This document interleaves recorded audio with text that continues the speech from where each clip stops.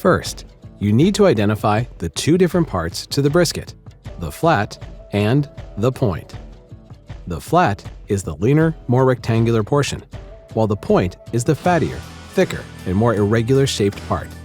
You can see where they merge together in the middle. The flat and the point have grains running in two different directions, and we want to make sure we're always cutting against the grain.